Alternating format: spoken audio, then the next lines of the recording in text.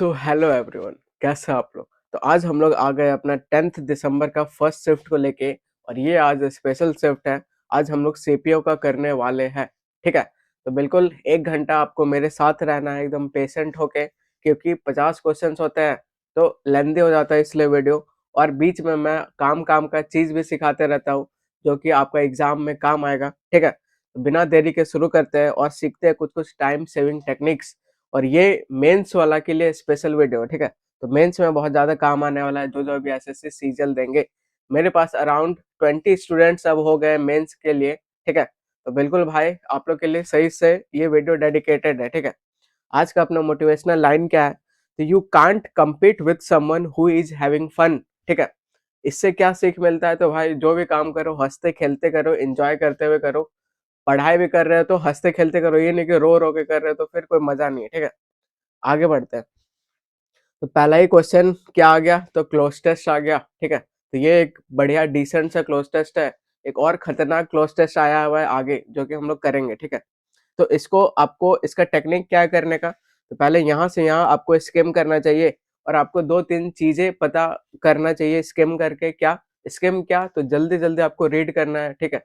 First noun और उसका object ढूंढो, वर्ब वो ये सब पे ज्यादा ध्यान नहीं देंगे। ठीक है। डेटा पे ध्यान नहीं दिया जाता है। तो जल्दी से स्किम करो और आप चेक करो कि कौन से टेंस में जा रहा है। दूसरा चेक करो क्या थीम है, मतलब क्या बोलना चाह रहा है। ऊपर ऊपर से बस ये सब पता होना चाहिए। तो बिल्कुल आप टेंस पकड़ो, थीम पकड़ो। ठीक है। उसके बाद हम लोग फिल करना शुरू करेंगे। तो अब हम लोग फिल करना शुरू करते हैं। तो पहला ब्लैंक है। ठीक है। तो लो हीमोग्लोबिन लेवल्स का बात हो रहा है। अब यहाँ प्रेपरेशन शुरू हो गया, उसके बाद यहाँ पे इतना चल रहा है। लो हीमोग्लोबिन लेवल्स क्या हो रहा है? तो अमंग द वुमेन, वुमेन का बात हो रहा है। Remain a pervasive global health concern. ये जो लो ग्लोबिन हीमोग्लोबिन वाला बात है, ये भाई हेल्थ कंसर्न हो रहा है, एक दिक्कत का कारण बन रहा है। ठीक है। कैसे? आगे पढ़ो। तो often dash from nutritional deficiencies. और ये कैसे हो रहा है? तो न्यूट्रिशन डेफिशिएंसी से हो रहा है। क्रॉनिक डिजीज से हो रहा है जो लंबे समय तक चल रहा है। और सोशियो इकोनॉमिक डिस्पैरिटीज से हो रहा है, सोशियो इकोनॉमिक इनइक्वालिटीज से हो रहा है। ठीक है। तो ये अब आ गया फिल अपने को करना है। ठीक है। तो फिल करना है तो इधर आप देखोगे कि लो हीमोग्लोबिन लेवल्स और सारा प्रेजेंट टेंस में जा रहा है। ठीक है। तो आप एक ऑप्शन उड़ा दोगे, 5 16 उड़ा दोगे, क्योंकि आगे आप देखोगे तो सारा प्रेजेंट में जा रहा है। ठीक है। इधर आप देखोगे तो इज, तो सारा प्रेजेंट में जा रहा है। तो एक आपका 5 16 ऑप्शन हट गया। अब देखो यहाँ पे, तो लो हीमोग्लोबिन लेवल्स का बात हो रहा है। तो ये भाई प्लूरल है, तो प्लूरल है तो भाई ये सिंगुलर वाला एलिमिनेट हो जाएगा। ठीक है। अब एग्जैक्ट बताओ कि रिजल्टिंग आएगा कि रिजल्ट आएगा। तो ये कैसे मार्क करेंगे? तो ये हम लोग देखेंगे कि रिजल्टिंग हम लोग तब डालेंगे जब ऐसा कुछ कॉन्टिन्यूस का सेंस देना हो, कुछ भी कांस्टेंट का सेंस देना हो। तो इधर क्या बोल रहा है? तो लो हीमोग्लोबिन लेवल के बारे में बात हो रहा है। तो ये न्यूट्रिशन डेफिशिएंसी क्रॉनिक डिजीज, तो ये भाई लंबे समय तक चलता आ रहा है और ये कॉन्टिन्यूस का सेंस देना है। तो क्या हो जाएगा? तो रिजल्टिंग आपका आंसर हो जाएगा। तो ए आपका आंसर हो जाएगा। तो ये आपका पहला एक्सप्लेनेशन। दूसरा, ठीक है। अब इतना दूर हम लोग पढ़ ले गए, अब आगे बढ़ते हैं। इन मैनी डेवलपिंग नेशंस क्या हो रहा है? तो ये जो आयरन डेफिशिएंसी एनीमिया है, dash an alarming proportion to the female population. तो आयरन डेफिशिएंसी एनीमिया ये कौन सा सब्जेक्ट है? तो सिंगुलर सब्जेक्ट है। ठीक है। आगे अपने को चाहिए सिंगुलर वर्ब। तो इधर सारा प्रेजेंट में चाह रहा है, तो एक ऑप्शन आपका अफेक्टेड वाला एलिमिनेट हो जाएगा। ठीक है। उसके बाद यहाँ सिंगुलर चाहिए, तो ये सिंगुलर है, ये प्लूरल होता है, ये एलिमिनेट हो जाएगा। अब अफेक्टिंग आएगा कि अफेक्ट्स आएगा। तो यहाँ पे ऐसा कुछ कॉन्टिन्यूस सेंस नहीं देना है। तो ये सिंगुलर सब्जेक्ट है तो द सिंगुलर वर्ब चाहिए। तो ए आपका आंसर आ जाएगा। ठीक है। सीधा अभी तक दो ग्रामेटिकल वाला पार्ट चल रहा है, तो ये आराम से हम लोग कर लिए। ठीक है। आगे बढ़ते हैं। तीसरा पूछ रहा है कि इनसाइडर्स का आपको सिनोनिम चाहिए। ठीक है। तो ये वोकैब वाला पार्ट आ गया। तो समझने की कोशिश करो, क्या सडन आएगा, क्या डिसेप्टिव आएगा, क्या वायलेंट आएगा, क्या प्रिडिक्टेबल आएगा।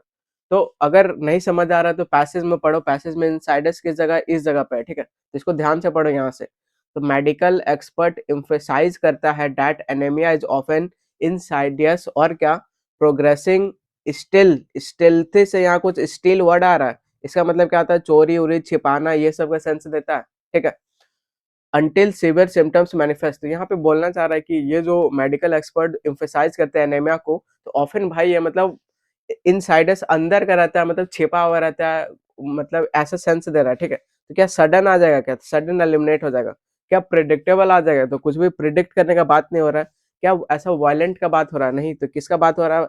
डिसेप्टिव का बात हो रहा है, कुछ भी धोखा वोखा का बात हो रहा है और ये भाई अंदर छिप के रहता है, तो ऐसा कुछ सेंस आ रहा है। स्टील से भी चोरी छिपे, ये सब का सेंस आ रहा है, तो बी आपका आंसर आ जाएगा, ठीक है। तो इस तरह हम लोग 3 अभी तक बना चुके हैं, अब आगे समझते हैं। अब फोर्थ ब्लैंक आपका ये रहा, ठीक है। अब कहाँ तक हम लोग पढ़ चुके हैं? इतना दूर पढ़ चुके हैं, अब आगे पढ़ो। Despite the availability of supplements and fortified foods, ठीक है, कॉमा हट गया तो ये सेंटेंस पूरा कंप्लीट हो गया। अब यहाँ से पढ़ो, adherence to preventive strategy hampered by the cultural taboos, तो ऐसे कुछ बोल रहा है। तो यहाँ सब्जेक्ट क्या है सर? तो सब्जेक्ट यहाँ पे एडेरेंस है। ये क्या सब्जेक्ट है? तो सिंगुलर सब्जेक्ट है, ठीक है। अपने को वर्ब चाहिए, सिंगुलर वर्ब चाहिए। अगर सिंगुलर वर्ब चाहिए तो क्या यहाँ पे मतलब, अब पढ़ो यहाँ पे, तो ये टू प्रेपोजिशन है, टू प्रेपोजिशन के बाद ये इतना पूरा ऑब्जेक्ट का काम कर रहा है जो कि नाउन है। अब ये जो वर्ब है इसका सब्जेक्ट चाहिए और आगे क्या दिया हुआ है? तो आगे आपका थर्ड फॉर्म दिया हुआ है। तो थर्ड फॉर्म के बाद एक थर्ड फॉर्म दिया हुआ है, मतलब यहाँ हेल्पिंग जो वर्ब आएगा पैसिव में कुल मिला के बनेगा, ठीक है। तो यहाँ पे मस्ट के साथ हैम्पर्ड लिख सकते हो क्या? बिल्कुल नहीं लिख सकते हो। मस्ट मॉडल के बाद हमेशा फर्स्ट फॉर्म ऑफ वर्ब लिखा जाता है, तो ये एलिमिनेट हो जाएगा, ठीक है। अब आप देख रहे हो कि सारा सर प्रेजेंट में जा रहा है, ठीक है, सारा ऊपर से प्रेजेंट में जा रहा है। इधर भी आप पढ़ोगे तो आर स्टिल श्राउडेड, तो ये भी प्रेजेंट में जा रहा है, तो सर पास्ट वाला एलिमिनेट हो जाएगा, तो ये भी एलिमिनेट हो गया। अब हैज हैव तब आएगा, तब हैज भी परफेक्ट भी भाई पास्ट ही है, ठीक है।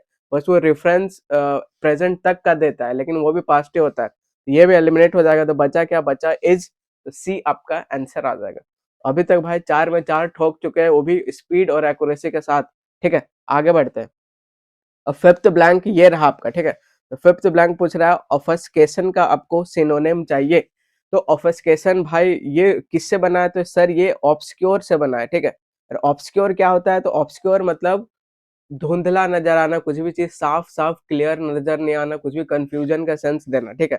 तो क्या क्लैरिटी आ जाएगा? क्या ये एलिमिनेट हो जाएगा? क्या रिवेलेशन आ जाएगा? तो रिवेलेशन में आपका रिवील वर्ड छिपा हुआ है, इसका मतलब कुछ भी चीज रिवील करना, कुछ भी चीज पर्दाफाश करना, एलिमिनेट हो जाएगा। क्या एंथुजियाज्म हो जाएगा? क्या एनर्जी एनर्जी ऐसा आ जाएगा? क्या नहीं आएगा? तो क्या आएगा सर? कंफ्यूजन आएगा, तो बी आपका आंसर आ जाएगा। तो भाई इस तरह आपको यूज करना है एग्जाम में स्ट्रेटेजी, और बिल्कुल 5 में 5 ठोकोगे, ठीक है। तो बिल्कुल हम लोग नए तरीके से सीख रहे हैं, ठीक है। तो ऐसा भी किया जा सकता है, तो बी आपका आंसर आ जाएगा। अब एसएससी क्या मानी है? एसएससी आंसर मानी है, एंथुजियाज्म आंसर मानी है, जो कि गलत है, ठीक है। आगे बढ़ते हैं। अब 6 नंबर क्या आ गया? तो 6 नंबर पीक्यूआरएस आ गया। बच्चे भाई पढ़ पढ़ के मार करेंगे। अगर आप मुझे इतने दिन से फॉलो कर रहे तो सीधा टिक मारोगे, ठीक है। पढ़ते हैं। तो इधर देखोगे 3 2 2 1 ऐसे सेंस आ रहा है, ठीक है। तो इधर मैं लास्ट में देख रहा तो 1 1 1 कांस्टेंट नजर आ रहा है। इसका मतलब सर 1 आपका कंक्लूजन लाइन है। पढ़ते हैं। तो English became a global language, ऐसा, ठीक है। तो ये 1 1 कंक्लूजन लाइन दिख रहा है, तो सर ये स्टार्टिंग में नहीं आ सकता, तो स्टार्टिंग 1 यहाँ पे आया हुआ, ये आपका पहला एलिमिनेट हो जाएगा। अब मैं 3 पढ़ता तो 3 है, old English was a heavily influenced, ऐसे ऐसे करके इंट्रोडक्शन दे रहा है, ठीक है। अब मैं 2 पढ़ता हूँ, तो 2 क्या इंट्रोडक्टरी लाइन हो सकता है क्या? तो इट वाज क्वाइट, तो इट किसके लिए आया मुझे समझ नहीं आ रहा है। तो अगर समझ नहीं आ रहा है और ऊपर देख रहे हो आप नाउन है इंग्लिश, तो समझ जाओ कि इट भाई इंट्रोडक्टरी लाइन नहीं हो सकता, ये प्रोनाउन से शुरू हो रहा है, ठीक है। तो 2 एलिमिनेट हो जाएगा, तो 2 एलिमिनेट हो गया, तो बचा क्या? बचा एक ए बचा, तो ए आपका आंसर आ जाएगा। इसका मतलब 3 से आपका इंट्रोडक्टरी लाइन है और 1 में कंक्लूडिंग लाइन है, तो बिल्कुल यहाँ मैच कर रहा है, बिल्कुल आप पढ़ोगे आपको मजा आ जाएगा। तो इस तरह भाई विद इन 5 सेकंड आप उड़ा सकते हो, ठीक है। Can you imagine? तो ये खतरनाक चीज है, तो बिल्कुल आप सीखो और अप्लाई करना सीखो, ठीक है। तो मैंने क्या किया, इधर ऑप्शन का हेल्प लेना है, ऑप्शन का हेल्प लो, बहुत काम आसान हो जाएगा, ठीक है। तो इधर 1 1 मैंने देखा इंट्रोडक्टरी, ये कंक्लूडिंग लाइन है, और इधर मैंने देखा कि भाई 2 से स्टार्टिंग नहीं हो सकता, तो बचा एक, 3 बचा, ए आपका आंसर आ जाएगा। आगे बढ़ते हैं। 7th क्या? तो अंडरलाइंड पार्ट है, इस पे आपको करेक्ट फ्रेजल वर्ब से रिप्लेस करना है। तो after months of training she was ready to go through the final exam, ठीक है। तो after months of training she was ready to go through the final exam, ऐसे नहीं होता है, go in for the final exam ऐसे होता है। इससे क्या पता चलता है? तो कुछ भी पार्टिसिपेट करने का पता चलता है, तो ए आपका आंसर हो जाएगा। गेट ऑफ नहीं होता है, वेंट थ्रू नहीं होता है, ठीक है, और गो अलोंग नहीं होता है, तो ए आपका आंसर आ जाएगा। तो ये सब कुछ कुछ रटने वाला पार्ट है, तो आपको याद करना पड़ेगा ये चीजें। अब आगे बढ़ते हैं।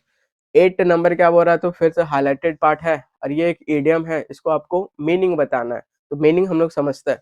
Rohit is very calculative and always has an axe to grind, ठीक है। तो रोहित बहुत कैलकुलेटिव है, always has an axe to grind.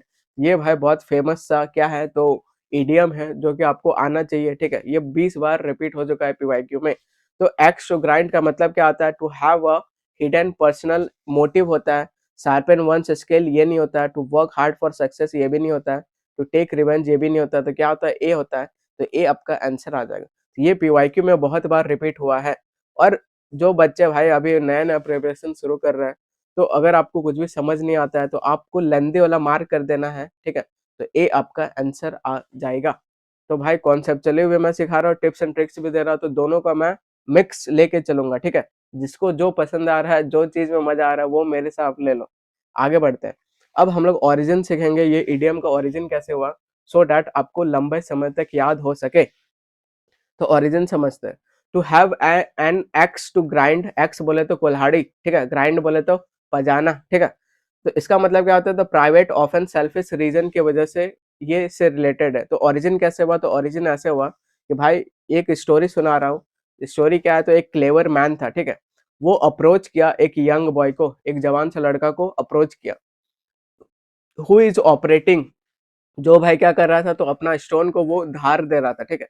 तो instead of directly asking for help, वो इंसान डायरेक्टली हेल्प पूछा नहीं, वो बच्चा को क्या किया, तो बिल्कुल उसको प्रेज करना शुरू कर दिया, उसको फ्लैटर करना शुरू कर दिया।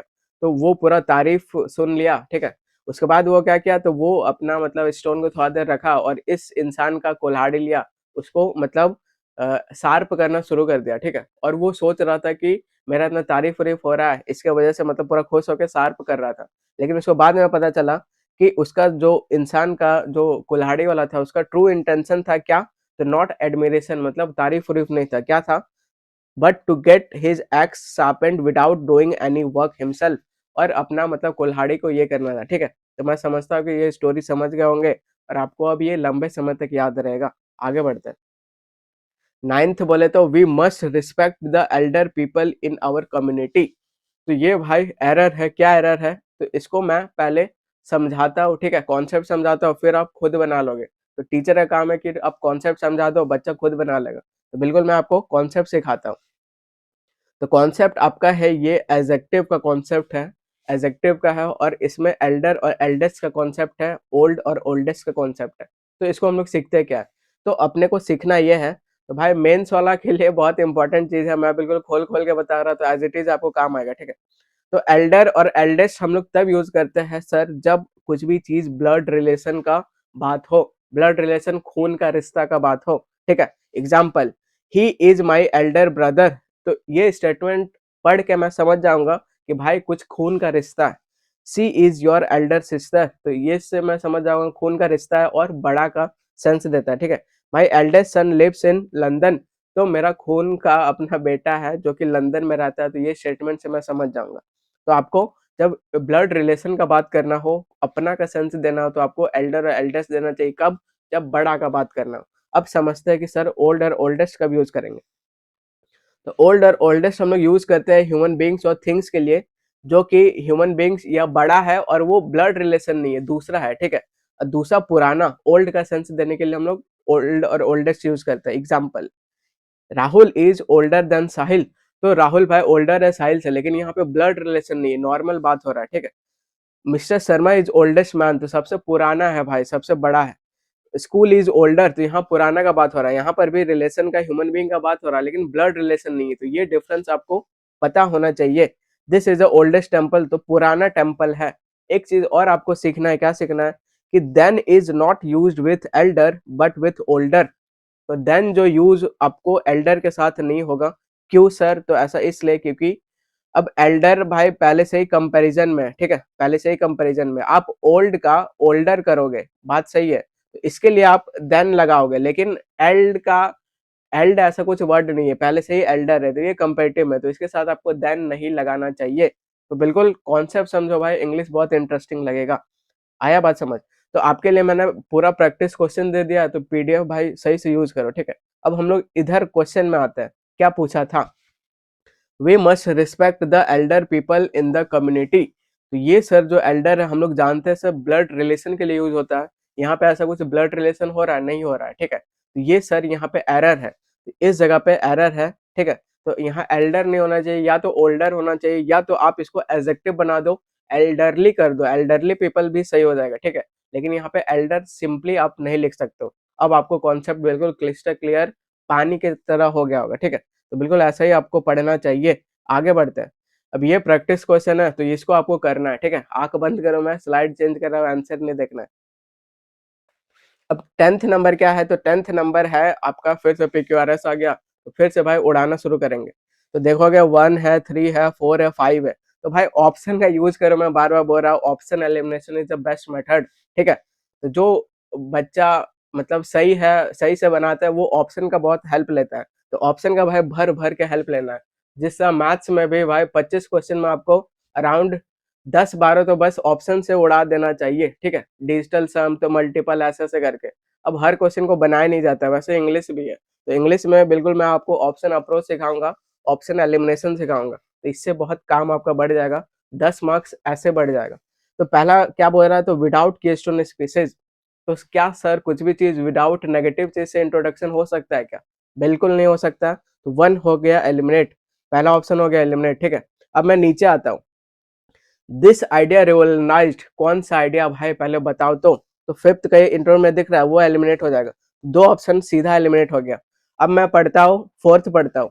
तो फॉर एग्जाम्पल, कोई भी स्टेटमेंट भाई सीधा एग्जाम्पल से शुरू नहीं होगा, पहले डेफिनेशन बताएगा, इंट्रोडक्शन बताएगा, फिर आप एग्जाम्पल बताओगे। तो 4 भी सर इंट्रोडक्टिव लाइन नहीं होगा, तो बी आपका आंसर आ गया। आया मजा भाई? तो कुछ पढ़ना पड़ा, बच्चे पूरा पढ़ पढ़ के मार करेंगे, तब तक आप बहुत आगे निकल जाओगे। और मेरा मोटिव ही यही है कि मार्केट का बच्चा से आप लोग को ऊपर रखूंगा। आगे बढ़ते हैं। 11th नंबर क्या है, तो फिर से करेक्ट वर्ड पूछना है। तो his dash behaviour during negotiations transferred the teammates. तो इसको इतना कुछ नहीं पढ़ना है, सीधा आप देखोगे भाई करेक्ट स्पेलिंग वाला है, तो अपना अप्रोच में आ जाना है। ये भाई बस सजाने के लिए दे रहा है, तो एंजॉय ज्यादा नहीं करना है। तो इधर देखोगे आप, ट्रांस है, ट्रांस है, ट्रांस है, ट्रांस है, एक में जेड दिख रहा है, पहले क्या एलिमिनेट होगा? वेरी गुड, पहले ये एलिमिनेट होगा। तो कुछ आपको पता नहीं होना चाहिए, इसका सही स्पेलिंग क्या है, अप्रोच यूज करो, बेस्ट अप्रोच है, ठीक है। अब इधर देखोगे सर, SI दिख रहा है, ना कि SE दिख रहा है। अब बताओ दूसरा क्या एलिमिनेट होगा? वेरी गुड, दूसरा ये एलिमिनेट होगा, ये भी उड़ गया, ठीक है। अब आप लास्ट में चेक करो भाई, तो इधर जेंट जेंट GE दिख रहा है, एक में सर A दिख रहा है। अब बताओ अब क्या एलिमिनेट होगा? वेरी गुड, C एलिमिनेट होगा, तो ये भी उड़ गया, D आपका आंसर आ गया। तगड़ा बोलते, ठीक है। तो सीधा आप ऐसे मार करोगे, आपका आंसर आ जाएगा, ठीक है। तो ये मैं ये सब पता है, सारा सीजल में ही बता चुका हूँ। और जो जो भाई CHSL में यूज किए हैं, खतरनाक मार्क्स लाए हैं। जो जो अभी CPO में यूज किए, वो भी खतरनाक मार्क्स लाए हैं। अब आपको मेंस में एज इट इज यूज करना है, आपको भी बिल्कुल खतरनाक मार्क्स आएगा, ठीक है। तो एग्जाम देके मुझे बताना है कि आपका एग्जाम कैसा गया। 12th नंबर क्या बोल रहा है, तो सिनोनिम पूछ रहा है, वर्ड है क्या? अपोजिट है, ठीक है। Opposite simply. तो अब इसका टोन के बेसिस पे करेंगे, तो ऑप्शन का बहुत ज्यादा हेल्प लिया करो। इरेलेवेंट, रिलेवेंट क्या हो गया सर? नेगेटिव हो गया, ठीक है। रिलेवेंट क्या हो गया? पॉजिटिव हो गया। वेग क्या हो गया सर? नेगेटिव हो गया। कुछ भी चीज रैंडम है, नेगेटिव है, ठीक है। एक पॉजिटिव क्या नजर आ रहा है? वेरी गुड, रिलेवेंट नजर आ रहा है, आंसर हो जाएगा, आंसर होगा, इसीलिए वो ऐसा पॉजिटिव नजर आ रहा है, ठीक है। C आपका आंसर हो जाएगा। आगे बढ़ते हैं। 13th नंबर सिनोनिम पूछ रहा है, वर्ड है इनोगमिनी, ऐसे है, ठीक है। टोन के सीधा ऑप्शन चेक करो। ऑनर सर पॉजिटिव टोन है, फेम सर पॉजिटिव टोन है, रिस्पेक्ट सर पॉजिटिव टोन है, डिसग्रेस नेगेटिव टोन है। नेगेटिव किस लिए? आंसर होने के लिए। ए आपका आंसर हो जाएगा। कुछ नहीं करना है, एफर्टलेसली बनाना है, आगे बढ़ना है। आगे बढ़ते हैं। 14th नंबर एंटोनिम पूछ रहा है, वर्ड क्या है? तो एक्सोनरेट है, ठीक है। अब सीधा ऑप्शन पे आ जाओ। तो लिबरेट क्या है सर? पॉजिटिव वर्ड है। एक्सक्यूज मतलब भाई, मतलब माफी मांगने से रिलेटेड, ठीक है, पॉजिटिव वर्ड है। फ्री करना पॉजिटिव वर्ड है। एक कन्विक्ट नजर आ रहा है, कुछ भी चीज कन्विक्ट हो गया, दोषी हो गया, नेगेटिव नजर आ रहा है, आंसर हो जाएगा, ठीक है। तो ए आपका आंसर हो जाएगा। तो एक्सोनरेट बोले तो छोड़ देना, कन्विक्ट करना बोले तो दोषी कर देना।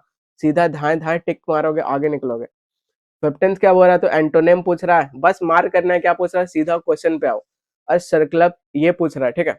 अब सीधा टोन पकड़ते हैं। तो ऑनेस्ट सर पॉजिटिव टोन है, एथिकल पॉजिटिव टोन है, इमोरल नेगेटिव टोन है, कॉन्शियस कुछ भी चीज कॉन्शियस होकर करना पॉजिटिव टोन है, ठीक है। एक बचा क्या? तो बी बचा, तो बी आंसर आ जाएगा। खत्म क्वेश्चन, इतना ही करना है आपको।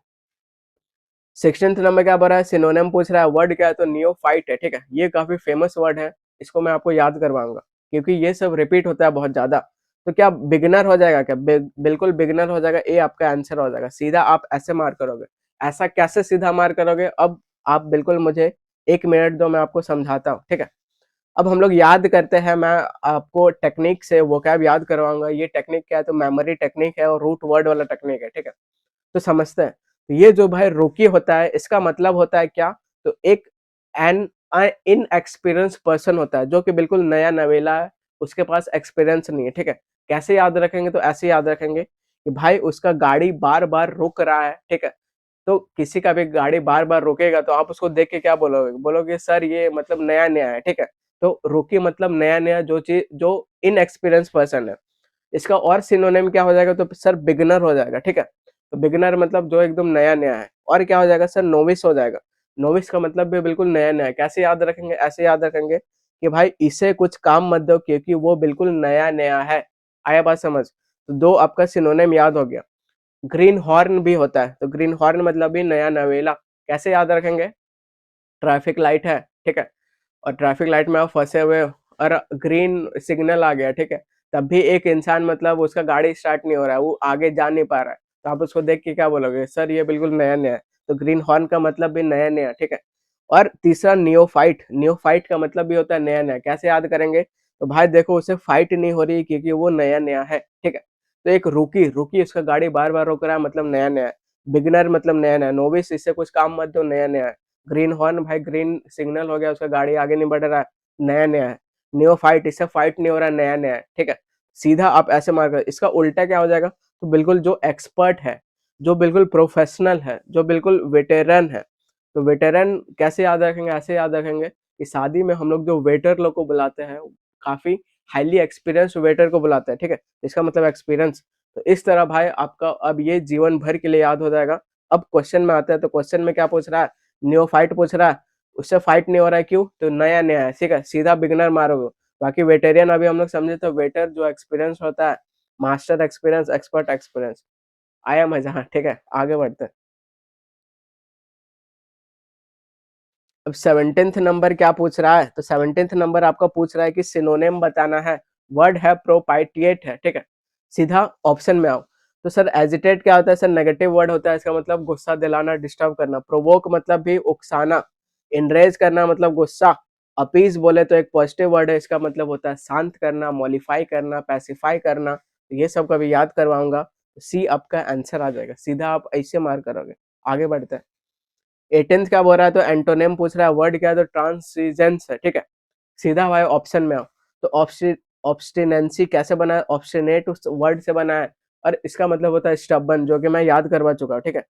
रिजिडिटी बोले तो सेम ओबिड ये से बना है, ये आपका जो स्टबन है।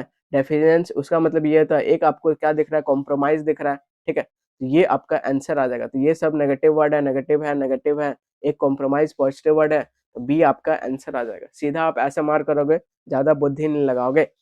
19th नंबर क्या बोल रहा है, एंटोनिम पूछ रहा है, वर्ड क्या है, तो इम्ब्राग्लियो है, ठीक है। सीधा भाई ऑप्शन में आओ। तो इंटेंगलमेंट हो गया, कॉम्प्लिकेशन हो गया, एग्रीमेंट हो गया, डिस्प्यूट हो गया। ये नेगेटिव वर्ड है, ये नेगेटिव वर्ड है, ये नेगेटिव वर्ड है। कुछ भी चीज एग्रीमेंट करना पॉजिटिव वर्ड है, सी आपका आंसर आ जाएगा। खत्म क्वेश्चन। 20 नंबर क्या बोल रहा है, तो इडियम है। इडियम का आपको करेक्ट मीनिंग बताना है। विल नॉट पास मस्टर, ठीक है।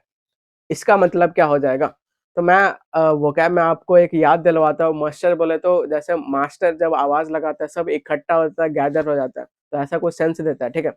तो विल नॉट पास मस्टर, इसका मतलब क्या होता है, will not meet required standards, will not bring any excitement, ये एलिमिनेट हो जाएगा। Will not escape attention, eliminate हो जाएगा। Will not create any disturbance, eliminate हो जाएगा। तो ए आपका आंसर हो जाएगा। खत्म हो गया क्वेश्चन, ठीक है। अब मैं आपको ये इडियम सिखाता हूँ, जिसको भाई नहीं पता लेंदी वाला मार्क कर देना, आंसर हो जाएगा। अब मैं आपको इसका ओरिजिन सिखाता हूँ। तो ओरिजिन कुछ ऐसे है, इस ये जो विल नॉट मीट, जो मस्टर वाला इडियम है, इसका मतलब होता है टू पास मस्टर। इसका मतलब टू बी ऑफिशियली एक्सेप्टेड और approved by the inspection examination, ठीक है। और will not pass the muster, ये चीज इंप्लाई करता है कि failing to satisfy the expected quality और रूल्स, ठीक है। अब कैसे ओरिजिन हुआ समझते हैं। ये मस्टर आया आपका मिलिट्री प्रैक्टिस से, जहाँ पे सोल्जर्स लोग को क्या किया जाता था, असेंबल्ड किया जाता था, इंस्पेक्ट किया जाता था और चेक किया जाता था उनका फिटनेस और रेडीनेस को, ठीक है।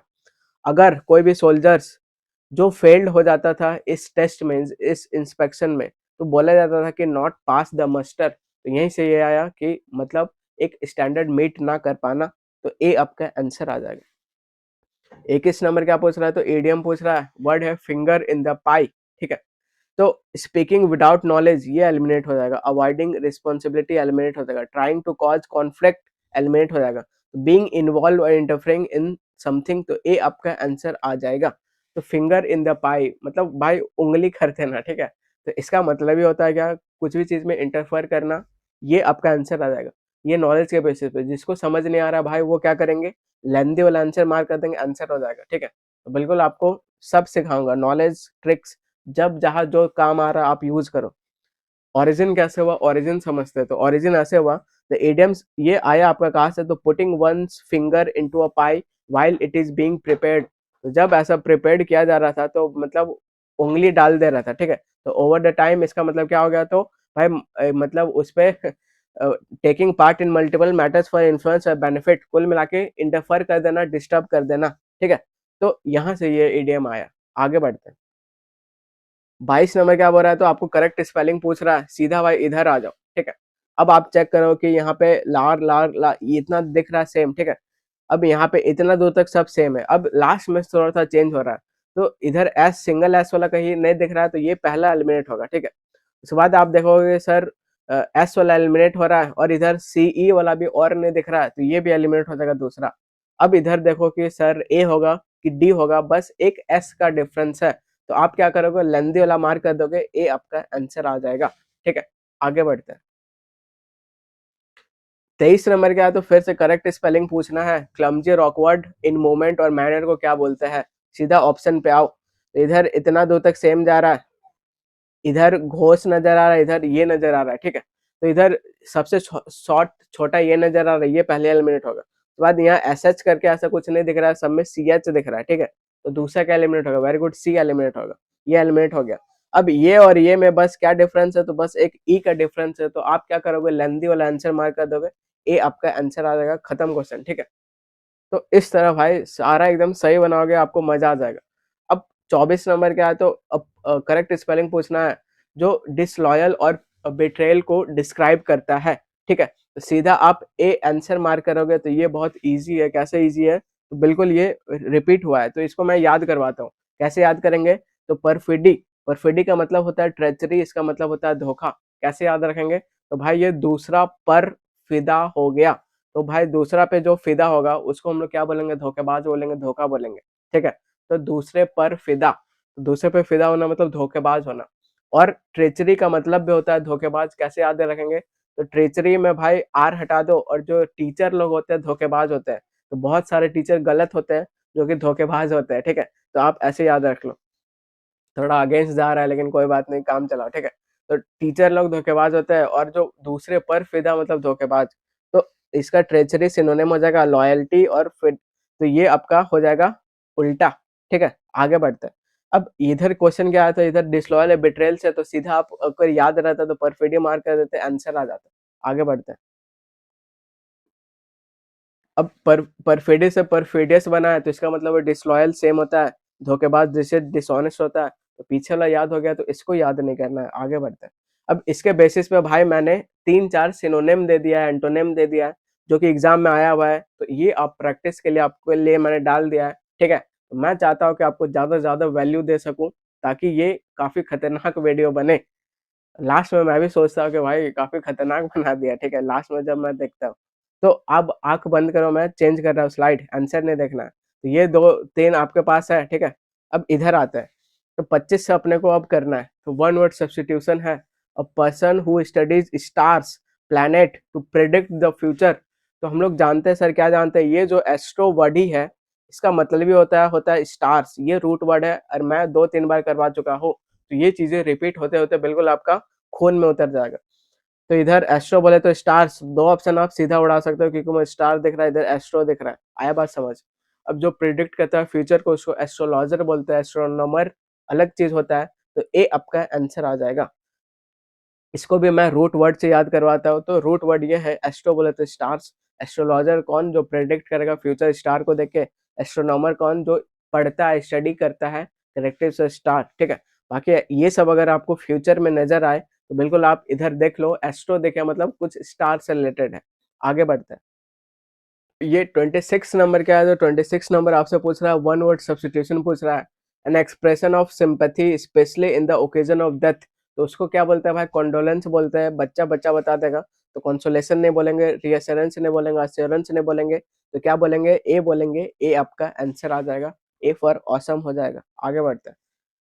27 क्या बोल रहा है, तो वाइन पेस्ट, ये क्या बोल रहा है, तो ऊपर नहीं समझ रहा है, सीधा भाई ऑप्शन में आ जाओ, ठीक है।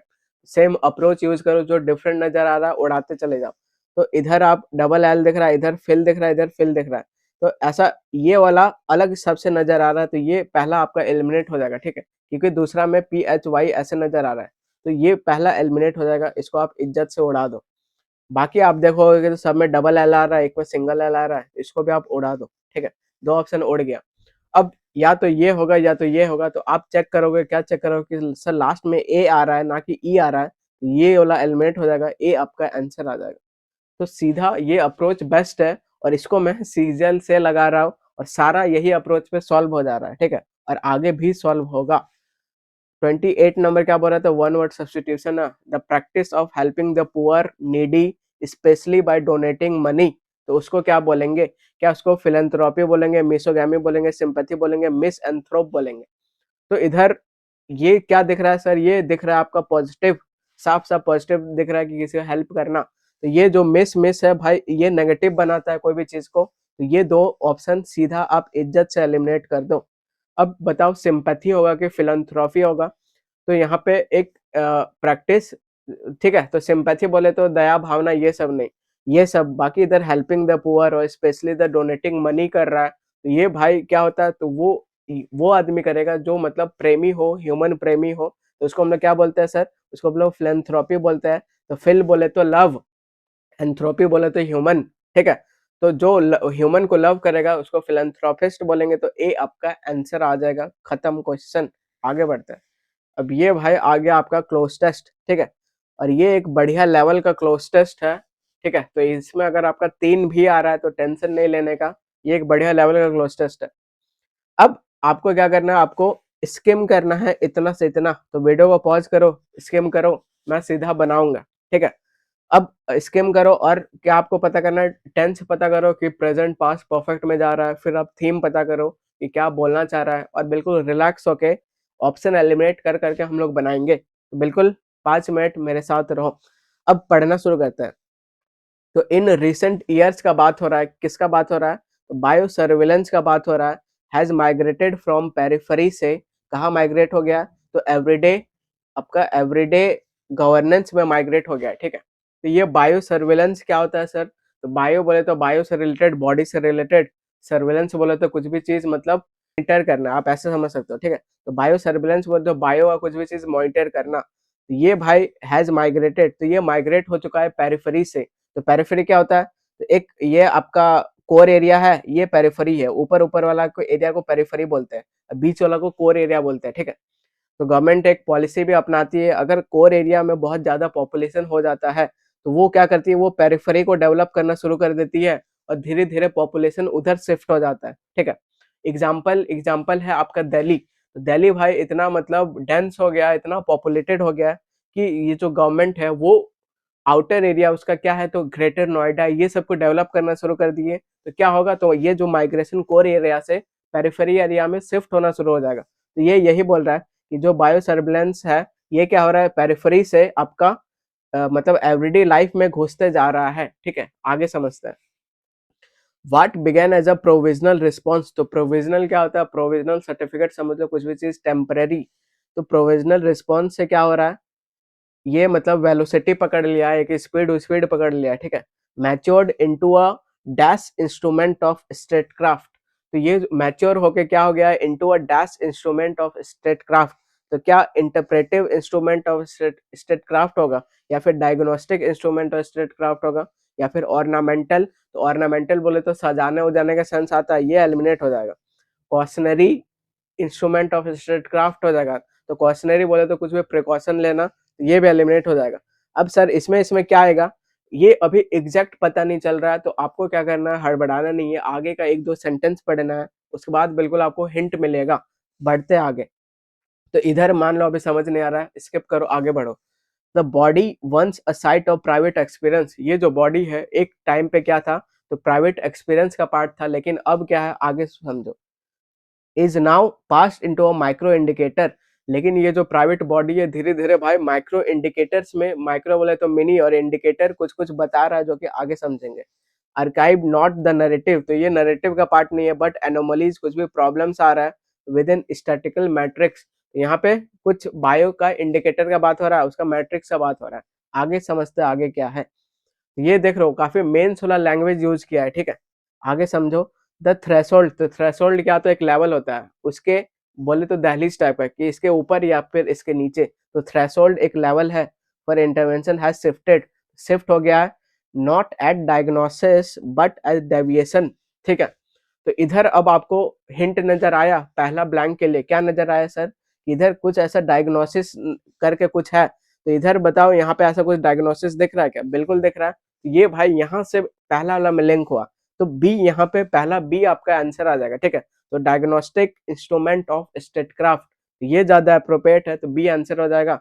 तो ऐसे हड़बड़ाना नहीं है, पहला ब्लैंक आपको आगे भी मिल सकता है, तो पेशेंस रखना है। तो नॉट डायग्नोसिस नेटिव, ये आपका पहला ब्लैंक मिल गया, आगे पढ़ते रहो जब तक नया ब्लैंक नहीं आता है। सच रिजाइम थ्राइव करता है क्यूरस इन्वर्जन में, ये जो सर्विलांस है no longer react to illness, और ये जो सर्विलांस है इलनेस पे रिएक्ट नहीं कर रहा है, तो किस पे कर रहा है, इट एंटिसिपेट्स, इट एंटिसिपेट्स करना मतलब प्रेडिक्ट करना कोई भी चीज, तो ये प्रेडिक्ट कर रहा है भाई। The calculus of care becomes indistinguishable from the logic of control, और ये कुछ या कैलकुलस बोले तो कुछ कैलकुलेशन का बात हो रहा है, और ये क्या कर रहा है, तो ये भाई अलग जा रहा है लॉजिक ऑफ कंट्रोल से।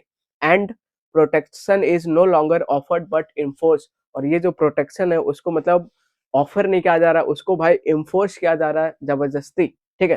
तो इधर कुछ बायो से रिलेटेड ऐसा कुछ बात चल रहा है, आगे समझते हैं।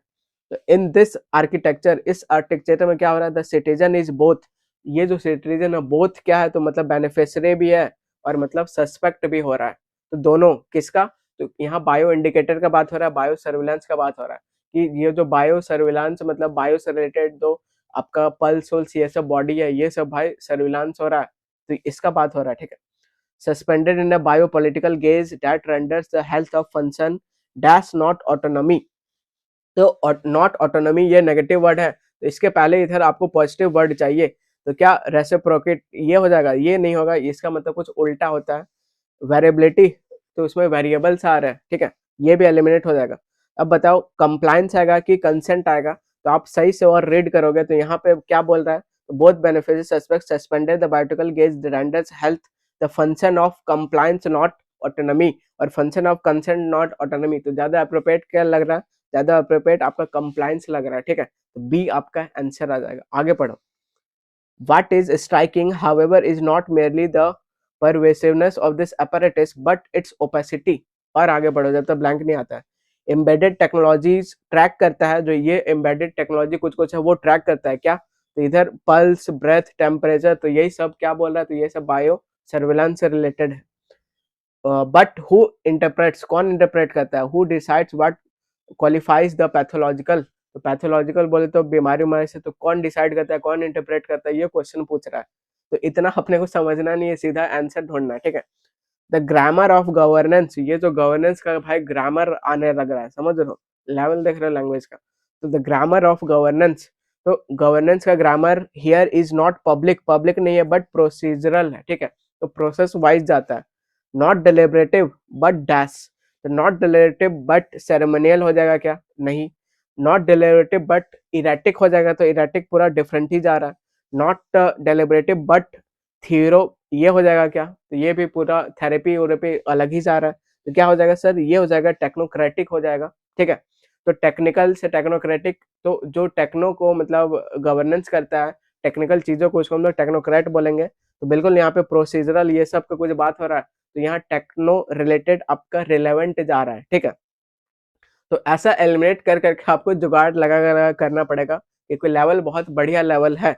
आगे बढ़ते हैं। आगे आपको अब अपने को फोर्थ ब्लैंक फिल करना है, ठीक है। तो आगे पढ़ो। If unchecked this mode risk normalising a world which valiance massacred as virtue. इसका मतलब क्या होता है? तो एक तो भाई वोकैब आपका बहुत तगड़ा होना चाहिए। इसका मतलब कुछ भी छिपाने उकाने का सेंस आता है। जो भी आदमी प्रिटेंड करता है कि ये एग्जैक्ट है लेकिन वो प्रिटेंड करता है, तो उसको हम लोग मैसएकर्ड बोलेंगे। तो वोकैब का लेवल भी आपका बहुत हाई होना चाहिए, तब समझ में आएगा, ठीक है। The ethical stakes are not peripheral. तो पेरिफेरल हम लोग जान चुके हैं, but foundational. In rendering with the health is measurable, और हेल्थ मेजरेबल हो रहा है। We risk rendering it dash, ठीक है। तो we risk rendering it indispensable की विजिबल की मैकेनिकल की सब ऑर्डिनेट। ये सब ऑर्डिनेट नहीं आएगा, ये एलिमिनेट हो जाएगा, ठीक है।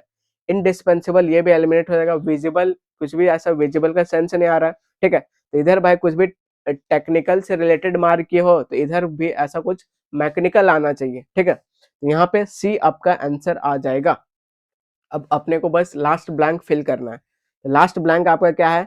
लास्ट ब्लैंक में इंटेटिव, सिंबॉलिक, अनकॉन्शियस और परफॉर्मेटिव में से क्या आएगा ये चेक करना है, ठीक है। तो पढ़ते हैं भाई। The effable pain anxiety ever trust becomes illegible within the model that privileges only what can be graphed, ठीक है। आगे पढ़ते रहो। अब चैलेंज का बात हो रहा है, is not to reject the technology. Challenge ये नहीं कि आप टेक्नोलॉजी को रिजेक्ट कर दो, बट री इंस्क्राइब इट्स टर्म, लेकिन उसमें थोड़ा सुधार करो, फिर से उसको री इंस्क्राइब करो, ऐसा कुछ बोल रहा है। अब कंक्लूडिंग लाइन क्या है? इससे अपने को नेक्स्ट ब्लैंक फिल करना है, तो बिल्कुल ध्यान से। Bio surveillance must be subject to democratic scrutiny, ठीक है। तो स्क्रूटनी क्या? तो बिल्कुल उसका मतलब जांच पड़ताल करो।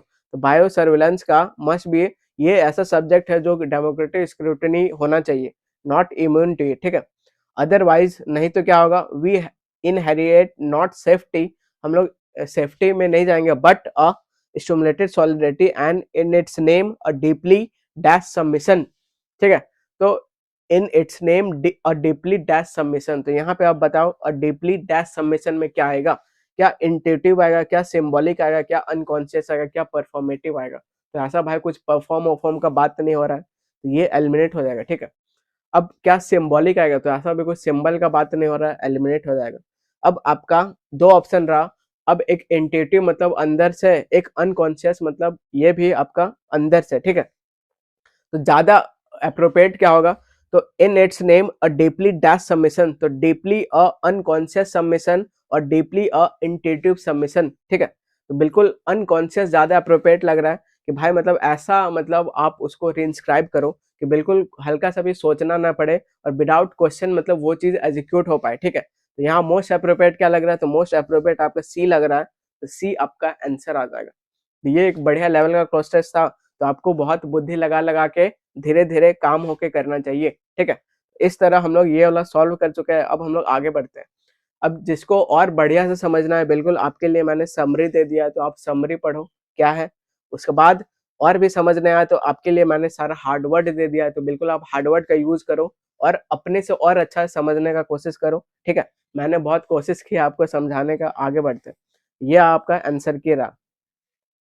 अब 34th नंबर क्या है? तो आपको करेक्ट एडवर्ब से भरना है, ठीक है। He finish the work dash to avoid missing the deadline. तो यहाँ ही क्या है सर? ये आ रहा आपका सब्जेक्ट। फिनिश क्या है सर? तो ये रहा वर्ब, और ये जो वर्ब को मॉडिफाई करेगा, ऐसा यहाँ पे एडवर्ब चाहिए जो कि एडवर्ब ही मॉडिफाई करता है। तो यहाँ पे adverb sir 90% of the time जो एल वाई वाला लास्ट में वो आपका एडवर्ब होता है, ठीक है। बाकी 10% टाइम एल वाई वाला एडवर्ब नहीं होता है, वो एडजेक्टिव होता है। तो इसको हम लोग सीखेंगे, कहाँ सीखेंगे? तो बिल्कुल आप बेसिक्स ऑफ इंग्लिश इस लेक्चर में जाओ, तो वहां पे आप सीख जाओगे कि कैसे एडवर्ब को पहचानेंगे, कैसे एडजेक्टिव को पहचानेंगे। तो एल वाई वाला एडवर्ब 90% होता है, 10% भाई वो एडजेक्टिव होता है, तो कभी कभी धोखा देता है, ठीक है। तो यहाँ पे एल वाई वाला दिख रहा है, हरेडली दिख रहा है, तो डी आपका आंसर आ जाएगा, ठीक है। तो ही फिनिश द वर्क कैसा? तो हरेडली, बहुत जल्दी जल्दी किया, एडवर्ब ऑफ मैनर हो जाएगा। 35 क्या है? तो करेक्ट ऑप्शन से आपको फिल करना है, ठीक है। तो फिल करते हैं भाई। The treaty stipulates that dispute shall be resolve dash attribution, ठीक है। तो ये जो डिस्प्यूट रिजॉल्व करेगा, कैसे करेगा? तो थ्रू आर्ट्रिब्यूटर करेगा, कि बाय, कि विथ, कि वाई। तो वेरी गुड, क्या होगा? तो थ्रू होता है, ठीक है। ये अप्रोप्रिएट होता है। तो ए आपका आंसर आ जाएगा। तो ये जो ट्रिटी मतलब भाई सॉल्व होगा कैसा, तो आर्बिट्रेशन से होगा भाई, लड़ाई वड़ाई से होगा, ठीक है। तो थ्रू आपका ए आपका आंसर आ जाएगा। आगे बढ़ते हैं। 36 क्या बोल रहा है, तो एरर पूछ रहा है। तो एरर वाला में भाले आप टेंस चेक करो, सब्जेक्ट वर्ब कॉम्बिनेशन चेक करो, फिर कॉन्सेप्ट चेक करो। तो पढ़ना शुरू करो। The result suggested that the firm discontinues, ठीक है। यहीं पे क्वेश्चन खत्म हो गया। कैसा हो गया, ये भाई 20 बार रिपीट हो चुका है एसएससी सीजीएल से। तो बिल्कुल भाई आप सीजीएल करो, सीएचएसएल करो, फिर सीपीओ करो, ये हम लोग का सीक्वेंस चल रहा है। तो ये क्या है सर, ये आपका सब्जेक्टिव मूड वाला कॉन्सेप्ट आ गया। क्या कॉन्सेप्ट आ गया कि आपको ऐसा कुछ वर्ड सजेस्टेड दिखे, एडवाइस दिखे, तो सर आगे जो वर्ब आएगा वो सर हमेशा बेस फॉर्म आता है, मतलब फर्स्ट फॉर्म ऑफ वर्ब आता है। और ये यहाँ पे एस लगा पड़ा है, मतलब ये फिफ्थ फॉर्म है, जो कि गलत है। अपने को बेस फॉर्म चाहिए, फर्स्ट फॉर्म ऑफ वर्ब चाहिए। तो ये एरर है। ये किस जगह पे है, तो ये आपका सेकंड पार्ट पे है। तो ये आपका एरर है, तो बी आपका आंसर आ जाएगा। अब बच्चे मेरे से बोलने लगेंगे सर हम लोग कैसे पहचानेंगे कि कौन सा वर्ब के साथ हमेशा बेस फॉर्म आता है। तो बिल्कुल मैं नेक्स्ट स्लाइड में आपको लिस्ट देता हूँ, ठीक है। ये सब आपको याद करना है। अगर आपको इम्पेरेटिव दिखे, essential, necessary, important, vital, crucial, mandatory, urgent दिखे, या फिर भाई इधर आओ, आपको सजेस्ट दिखे, रिकमेंड दिखे, एडवाइस, प्रपोज, रिक्वेस्ट, डिमांड दिखे, तो आपको क्या करना है, तो हमेशा आंख बंद करके फर्स्ट फॉर्म ऑफ वर्ब लिखना है। ये कॉन्सेप्ट क्या है, तो आपका सब्जेक्टिव मूड का कॉन्सेप्ट है। आगे बढ़ते हैं। 37 क्या पूछ रहा है, तो एरर बताना है, ठीक है। तो सेम आपको पहले टेंस, फिर सब्जेक्ट वर्ब कॉम्बिनेशन, फिर कॉन्सेप्ट आना चाहिए। तो he took an offense at the remark that he refused to speak with the manager despite repeated request made on behalf of HR department, ऐसा कुछ बोल रहा है, ठीक है। तो मुझे एरर समझ में आ गया सर किस जगह पे, तो इस जगह पे, तो ए आपका आंसर आ जाएगा, ठीक है। अब मैं आपको समझाता हूँ ये क्या एरर है। तो आप बताओ कि क्या भाई आप ए शुगर ऐसे आप लिख सकते हो, क्या लिख सकते हो, नहीं लिख सकते हो। क्यों नहीं लिख सकते हो, सर ये है अनकाउंटेबल नाउन, और अनकाउंटेबल नाउन के लिए हम लोग ए और एन यूज नहीं करते हैं। क्यों, तो ए और एन का एक मतलब होता है एक से, सिंगल से। और चीनी उनी या फिर आप अ मिल्क लिख सकते हो क्या, तो ये सब अनकाउंटेबल नाउन के लिए हम लोग आर्टिकल्स नहीं यूज करते हैं, ठीक है। ए एन आप यूज नहीं कर सकते। तो भाई सेम चीज यहाँ हो रहा है। ये जो ऑफेंस है ये आपका है अनकाउंटेबल नाउन। तो अनकाउंटेबल नाउन के लिए आप एन कैसे लिख दे रहे हो, जो कि एरर है। तो ए आपका आंसर आ जाएगा, ठीक है। अब मैं मेंस स्टूडेंट के लिए थोड़ा और डीप जाता हूँ ताकि आपको और ज्यादा क्लैरिटी हो सके। अब समझने वाली बात यह है, ये जो सर ऑफेंस है ये आपका काउंटेबल नाउन भी होता है और अनकाउंटेबल नाउन भी होता है। ये सिचुएशन पे डिपेंड करता है, कैसे मार्क करेंगे तो समझते हैं। तो ये अनकाउंटेबल कब होगा, जब कुछ भी जनरल का बात हो, कुछ भी एब्स्ट्रैक्ट का बात हो जिसको आप छू ना सके, ठीक है। एग्जाम्पल जैसे हर्ट हो गया, एंगर हो गया, डिसरिस्पेक्ट का अगर फीलिंग आए तो आपको ये जनरल का कैटेगरी में काउंट होगा और उस टाइम वो अनकाउंटेबल होगा। अब नीचे आओ, तो ये सर काउंटेबल कब होगा, जब वो स्पेसिफिक एक्ट का बात होगा, जब कोई भी क्राइम का बात होगा, जब कोई भी वायलेशन का बात होगा, उस टाइम हम लोग क्या यूज करेंगे, उस टाइम ऑफेंस को काउंटेबल करेंगे। जैसे ही कमिटेड मैनी ऑफेंसेस, ठीक है, मैनी क्राइम्स। तो यहाँ पे आप भाई क्योंकि क्राइम राइम ये से बात हो रहा है तो यहाँ पे ये काउंटेबल हो जाएगा। अब आते हैं इधर अपना क्वेश्चन में, ये क्या बात कर रहा है, तो इधर ये बात कर रहा है कि ही टुक सच एन ऑफेंस। ये जो ऑफेंस है एट एट द रिमार्क, मतलब ये बेइज्जती, इंसल्ट, ये सब का बात हो रहा है, ठीक है। तो ये आपका जनरल का बात हो रहा है। तो जनरल में सर ऑफेंस क्या एज ए ट्रेट होता है, तो वेरी गुड अनकाउंटेबल ट्रेट होता है। और अनकाउंटेबल के लिए हम लोग ए एन नहीं लिख सकते हैं। तो किस पार्ट पे एरर है, तो ए पार्ट पे एरर है। तो पूरा मैंने अपना जी जान लगाने की कोशिश किया आपको समझाने का, ठीक है। आगे बढ़ते हैं। 38 क्या पूछ रहा है, तो 38 पूछ रहा है कि have the activist digitise the, तो बिल्कुल एक्टिव से पैसिव जाना है, ठीक है। बस अपने को वर्ब फॉर्म से मतलब है। तो यहाँ हैव और ये दिख रहा है, तो हैव और थर्ड फॉर्म दिख रहा है। जब इसका पैसिव करेंगे तो हैव बीन और थर्ड फॉर्म हो जाएगा। ढूंढो कहाँ पे है, ठीक है। तो वर ओवर भाई कहाँ जा रहा है, टेंस चेंज नहीं होता है। हैव ये दिख रहा है और इधर बीन डिजिटलाइज दिख रहा है, आंसर हो जाएगा, ठीक है। बाकी मैं दोनों चेक करूंगा कि वो गलत है कि नहीं। तो आर नहीं होगा, गलत। हैड नहीं कर सकते हो, गलत, ठीक है। तो वॉइस में टेंस चेंज नहीं होता है, तो बी आपका आंसर आ जाएगा। स्पीड और एक्यूरेसी दोनों साथ लेके चलना है। आगे बढ़ते हैं।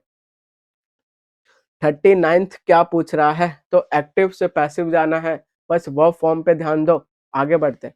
द गवर्नमेंट इज सेड तो इज सेड है, तो यहाँ पे भाई इज सेड है, तो मैं चेक करता हूँ से नजर आ रहा है क्या। तो इधर देखोगे आर सेड है, इधर देखोगे इज सेड है, इधर आर सेड है और इधर वर सेड है। तो भाई इससे काम नहीं बना, ठीक है। अब काम नहीं बना तो आगे वाला को चेक करेंगे। टू हैव, ये दिख रहा है मुझे, ठीक है। टू हैव डाउन प्लेड दिख रहा है, तो सर जब इसका पैसिव करेंगे तो ये हैव के लिए यहाँ पे क्या आएगा सर, बीन आएगा, ठीक है। To have been downplayed, ऐसे ढूंढो कहीं दिख रहा है क्या। तो यहाँ नहीं दिख रहा है, एलिमिनेट हो जाएगा। ये नहीं दिख रहा है, एलिमिनेट हो जाएगा। टू हैव बीन दिख रहा है, यहाँ पे बिल्कुल सही दिख रहा है, आंसर हो जाएगा, सी आपका आंसर हो जाएगा। बाकी यहाँ पे नहीं दिख रहा है, ठीक है। तो इस तरह आपको करना है और मजा आएगा आपको करने में कुल मिला के। नेक्स्ट समझते हैं, क्वेश्चन नंबर 40 आपके सामने क्या बोल रहा है। तो होमोनेम बता रहा है, ठीक है। होमोनेम बोले तो सिमिलर दिखेगा लेकिन मीनिंग डिफरेंट डिफरेंट रहता है। तो पहला सेंटेंस क्या है, the dove flew above the trees with grace, ठीक है। तो यहाँ पे ये जो डोव है सर सब्जेक्ट का काम कर रहा है, सब्जेक्ट का काम कर रहा है, जो कि नाउन और प्रोनाउन ही बन सकता है, ठीक है। तो ये डोव सर क्या है, तो ये बर्ड वाला का बात हो रहा है, और फ्लीव क्या है, उसका वर्ब है, ठीक है। तो ये डोव, तो डोव एक बर्ड जैसा होता है, ये व्हाइट डोव है, एक अलग कलर का भी डोव होता है, ठीक है। तो ये बर्ड वाला है, तो अपने को बर्ड वाला नहीं चाहिए, डिफरेंट वाला चाहिए, तो ढूंढते हैं डिफरेंट वाला का है। The dove flew above the trees with grace, ये भाई सिमिलर है, तो ये एलिमिनेट हो जाएगा, ठीक है। A dove perched on the window still, तो यहाँ पर भी बर्ड का बात हो रहा है, एलिमिनेट हो जाएगा। He saw the dove hard fest into a challenge, तो कोई चिड़िया थी वो चैलेंज में थी, तो ये भी एलिमिनेट हो जाएगा। The driver dove deep into the ocean, ये ड्राइवर क्या है सर, ये सब्जेक्ट हो गया, ये क्या है सर, वर्ब हो गया। वर्ब कैसे हो गया, तो डाइव का सेकंड फॉर्म डोव, ठीक है। ये यहाँ पे यूज किया गया है। ये सर यहाँ तैरने और डाइव मारने का बात हो रहा है, ये सब बर्ड से रिलेटेड नहीं है। डी आपका आंसर आ जाएगा, ठीक है। सीधा आगे बढ़ो। 41 नंबर फिर से होमोनेम वाला आ गया, ठीक है। The sculpture carved a mensa for the altar from the, तो ये भाई जो मेंसा वर्ड आया ये अभी CHSL में रिपीट हुआ है, ठीक है।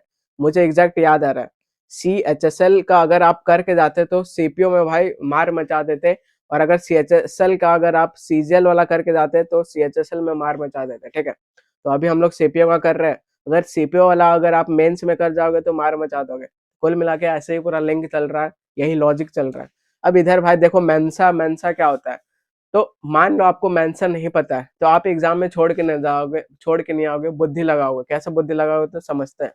द स्कल्पचर का बात हो रहा है, ठीक है। वो कार्व्ड किया, कुछ कार्विंग वो लोग काम करता है, और mensa for the altar from the, ठीक है। तो ये भाई कुछ स्कल्पचर, जो स्कल्पचर बनाता है वो कुछ कार्व किया, मतलब कुछ बनाया। तो आपको कुछ समझ आ रहा है कि भाई कुछ मतलब स्टोन स्टोन इसी को तो ठोक ठाक के कुछ करेगा, ठीक है। इतना सेंस आ रहा है, तो इतना ऊपर ऊपर का आइडिया भी काफी है आंसर लाने के लिए। अब भाई नीचे ऑप्शन में आ जाओ। The curator displayed a Roman Mensa, यहाँ पे कुछ रोमन मेंसा, तो बिल्कुल स्टोन स्टोन ऐसा कुछ रिलेटेड बात हो रहा है, ये सर सिमिलर जा रहा है, आंसर नहीं होगा। The monk rested his arm on the marble Mensa, तो देखो यहाँ मेंसा कुछ ऐसा स्टोन्स है, वो कैसा है, तो मार्बल वाला है। बिल्कुल यहाँ से आपको धीरे धीरे हिंट बढ़ते जाएगा, ठीक है। ये भी एलिमिनेट हो जाएगा। The safe place the Turin on the Mensa, जो सेफ है वो भाई कुछ भी चीज रखा मेंसा के ऊपर, मतलब कुछ टेबल ओबल टाइप का, कुछ स्टोन टाइप का, ये सब सिमिलर जा रहा है, आंसर नहीं होगा। तो डी आपका आंसर हो जाएगा। The logic student solve the truth table using a Mensa, ये कुछ लॉजिक का बात हो रहा है, तो ये मेंसा डिफरेंट आ रहा है, ठीक है। डी आपका आंसर हो जाएगा।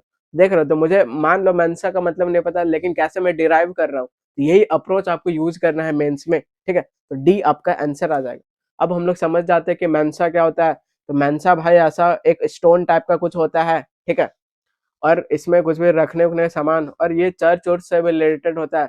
तो भाई इस बार चर्च में बताया, घुस घुस के क्वेश्चन पूछा है, SSC सीजल से परेशान करके रखा है चर्च वाला से।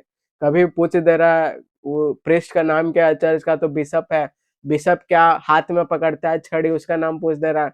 बिशप क्या टोपी लगाता है, उसका नाम पूछ दे रहा है। बिशप क्या पहनता है, उसका नाम पूछ दे रहा है। बिशप क्या पढ़ता है, उसका नाम पूछ दे रहा है। बिशप प्रेयर करने के लिए क्या ब्राइब लेता है, उसका नाम पूछ दे रहा है। क्या मंत्र बोलता है, उसका नाम पूछ दे रहा है। तो अगर आपको चर्च से रिलेटेड अगर नॉलेज बढ़ाना है तो बढ़ा के रखो, बहुत फायदा होने वाला है। आगे बढ़ते हैं। नहीं नॉलेज बढ़ाना है तो जो मैं अप्रोच यूज कर रहा हूँ इसको आपको यूज करना है, ठीक है। फिर से आपका होमोनेम आ गया। अब यहाँ पे सरसम ये पूछ दिया। अब भाई इतना कोई नहीं पढ़ता है कि सरसम क्या होता है, ये हम लोग जानेंगे, ठीक है। तो ये मेरे लिए भी नया है, आपके लिए भी नया है और ऐसे ही नया वर्ड आएगा तो घबराने का नहीं, अप्रोच यूज़ करने का जो मैं फॉलो कर रहा हूँ। अगर मैं एग्ज़ाम में होऊँगा तो इसको कैसे बनाऊँगा? ऐसे बनाऊँगा।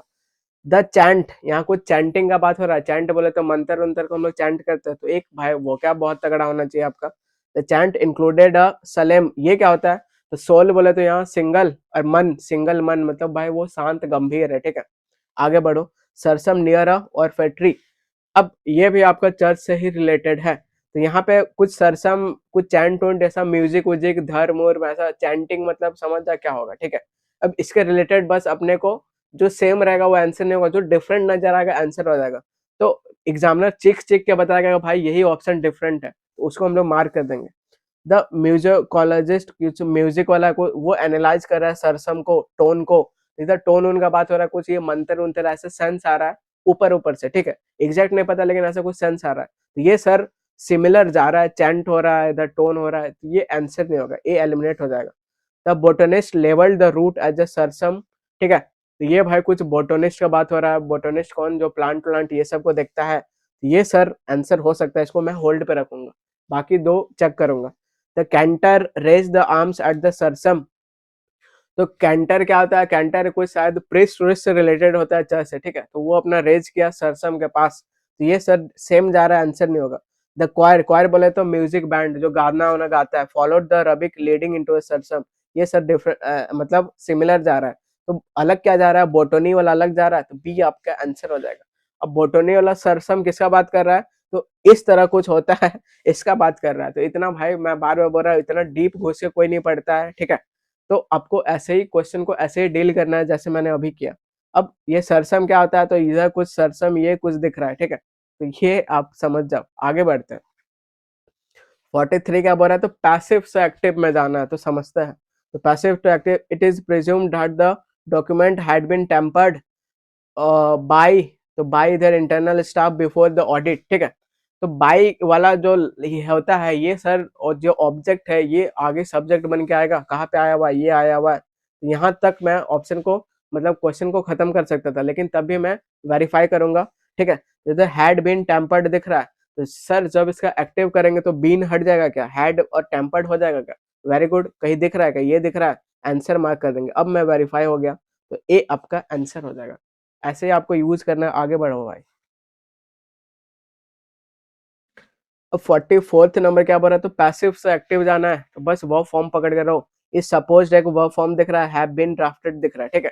तो कौन वाला क्या चेंज किया ये अपने को पढ़ के समझ में आएगा। तो वाज सपोज दिख रहा है इधर, और इधर इधर कुछ दिख ही नहीं रहा है, इधर आर सपोज दिख रहा है, वाज यूज दिख रहा है, ठीक है? तो इससे भाई काम नहीं बन रहा है, तो अब इसका हेल्प लेंगे। तो हैव बीन ड्राफ्टेड है, जब इसका एक्टिव करेंगे तो हैव ड्राफ्टेड हो जाएगा, बीन एलिमिनेट हो जाएगा, तो ढूंढो हैव ड्राफ्टेड कहाँ नजर आ रहा है, ठीक है? तो हैव ड्राफ्टेड यहाँ नजर आ रहा है, और इधर तो और कहीं नजर आ रहा है क्या? तो और कहीं नजर नहीं आ रहा है, ये भी हट जाएगा। इधर बस ड्राफ्टेड है और इधर भी नहीं नजर आ रहा है, तो सी आपका आंसर आ जाएगा। खत्म हो गया क्वेश्चन, ठीक है? आगे बढ़ते हैं। 45 नंबर क्या है? तो हाईलाइटेड पार्ट को आपको रिप्लेस करना है, ठीक है? तो he availed of the opportunity well, तो ये कहाँ का कॉन्सेप्ट है? तो ये रिफ्लेक्सिव प्रोनाउन का कॉन्सेप्ट है। मैं आपको कॉन्सेप्ट समझा देता हूँ, उसके बाद ये क्वेश्चन आप खुद बना लोगे, ठीक है? पहले मैं कॉन्सेप्ट समझते हैं। कॉन्सेप्ट भाई जान है कोई भी चीज का। तो रिफ्लेक्सिव कॉन्सेप्ट क्या है? तो ये समझते हैं। रिफ्लेक्सिव प्रोनाउन क्या होता है? ये सिंगुलर के लिए यूज होता है, ये सेल्फ। तो रिफ्लेक्सिव प्रोनाउन बोला तो ये वर्ड किससे बना है? तो रिफ्लेक्शन से बना है, ठीक है? तो कुछ भी चीज रिफ्लेक्ट होके भाई टकराता है, ठीक है?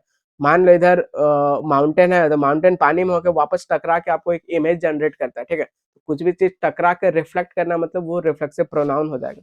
ये एक वीडियो है, अगर आप ऑफलाइन रहते तो मैं बिल्कुल ये आपको शायरी सुनाता, ठीक है? इधर वीडियो प्ले नहीं होगा तो मैं आपको सुनाता हूँ।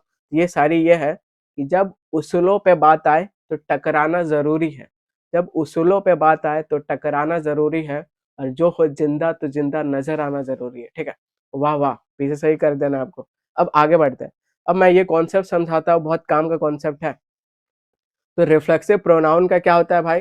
तो आई, मी, और रिफ्लेक्सिव वाला क्या होता है? माई सेल्फ होता है। तो रिफ्लेक्सिव प्रोनाउन का अपना डेडिकेटेड चलता है, ठीक है? ये आपको याद रखना है।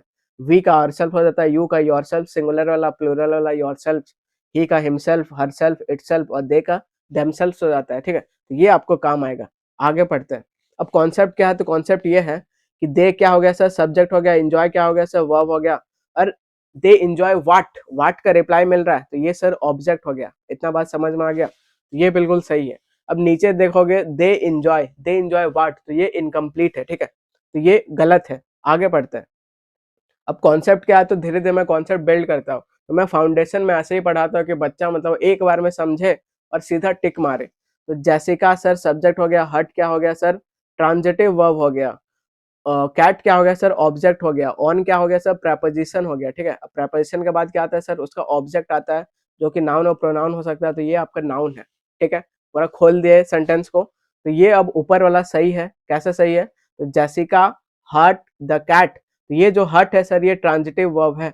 और ट्रांजिटिव वर्ब क्या होता है, तो इसके बाद अगर आप उसको ऑब्जेक्ट दोगे तो वो बिल्कुल खुश हो जाएगा और सेंटेंस को सही करा देगा। लेकिन अगर ट्रांजिटिव वर्ब को तुरंत बाद उसका अगर ऑब्जेक्ट नहीं दोगे तो ये भाई गुस्सा हो जाता है और सेंटेंस में एरर करवा देगा, ठीक है।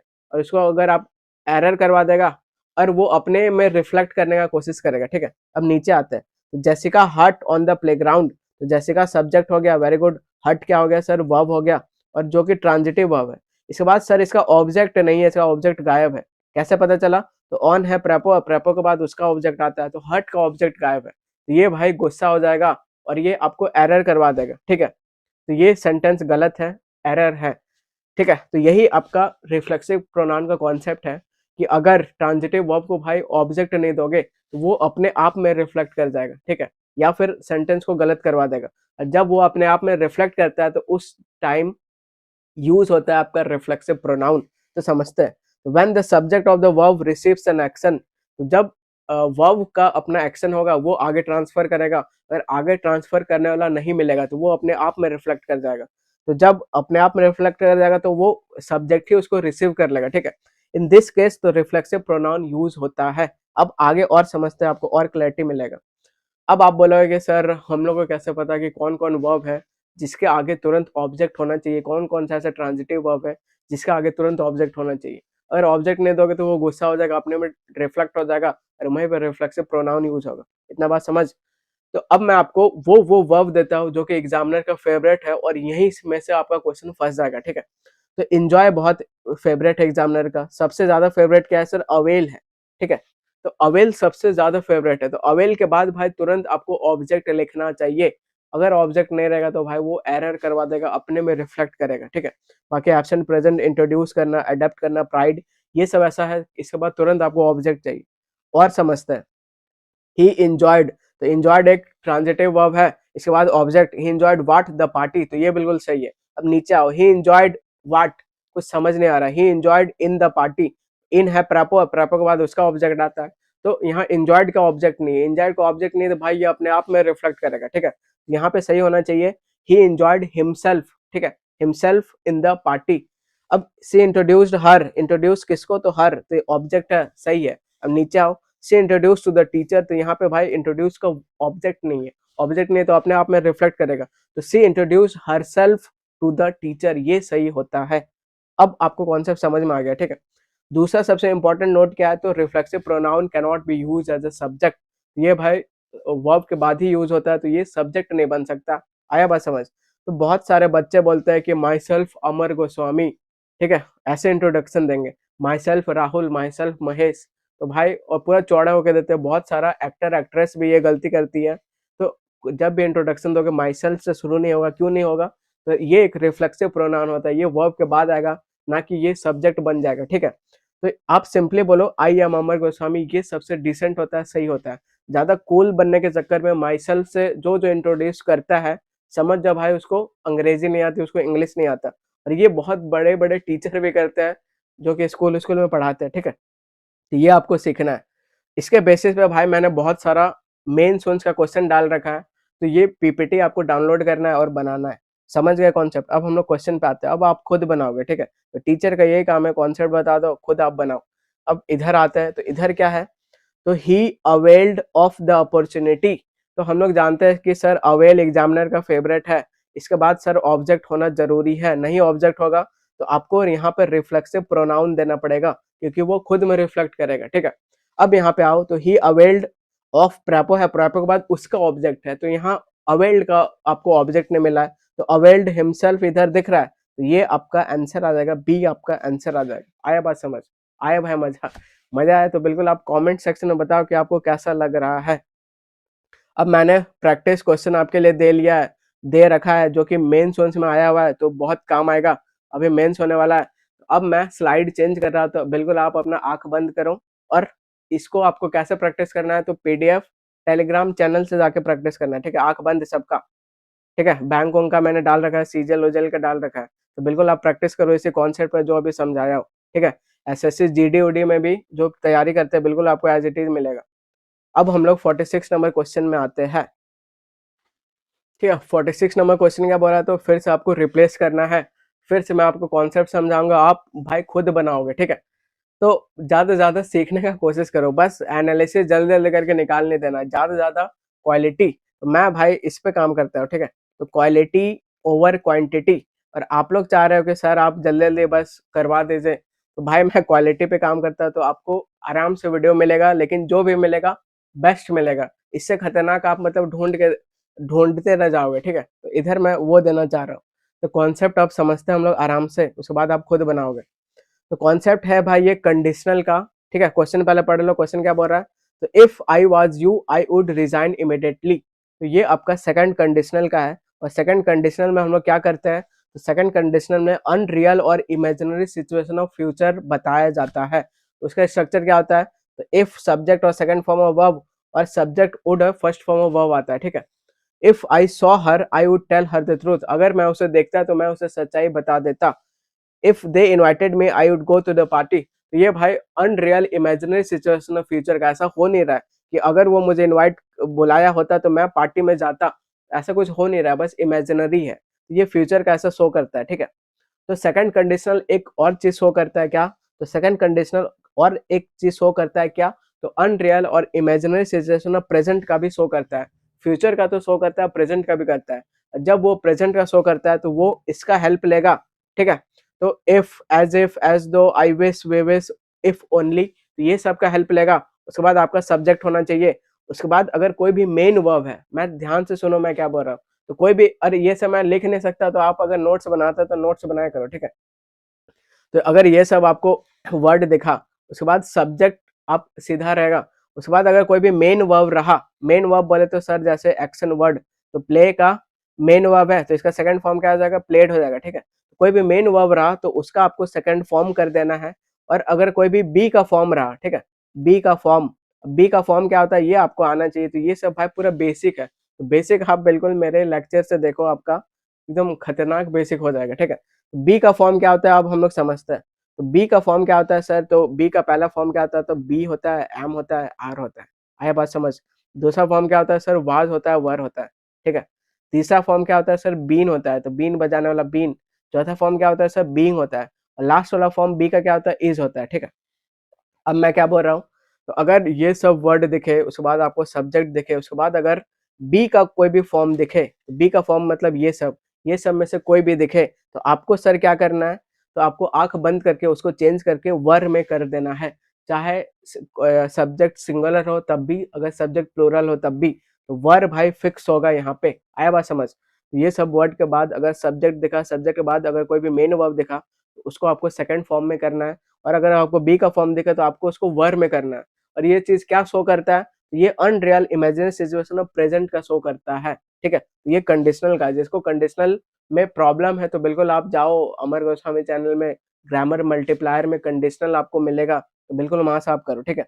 अब आप ये कॉन्सेप्ट समझ गए भाई? अब समझ गए तो अब मैं इधर सीधा क्वेश्चन में आता है, ठीक है?